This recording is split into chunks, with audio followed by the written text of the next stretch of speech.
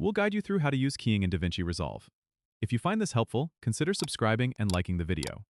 First, open DaVinci Resolve on your desktop and load your project. Make sure you're in the Color tab, since that's where all the magic happens. Once you're there, go to the Nodes panel and select the node you want to apply the keying effect to. You'll need to open the Qualifier panel, which you'll find on the right side of the interface. Here, you'll see options like HSL, Luma, and 3D. For most keying tasks, the HSL qualifier will be your go-to. Click on it and then grab the eyedropper tool. Use this tool to click on the color in your video that you want to key out. You'll see the selection appear in the preview window. Now, you may need to refine your selection. You can do this by adjusting the HSL sliders to better capture the color range you're targeting. If your selection looks a bit rough, you can smooth it out by using the blur radius and denoise sliders. This helps to clean up the edges and make the keying look more natural.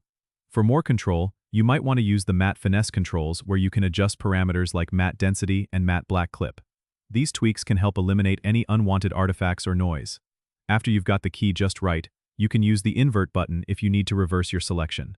Finally, you can output your keyed footage by ensuring the node is connected properly in your node tree. This way, your changes will reflect in the final render. Don't forget to subscribe and comment if this helped you out.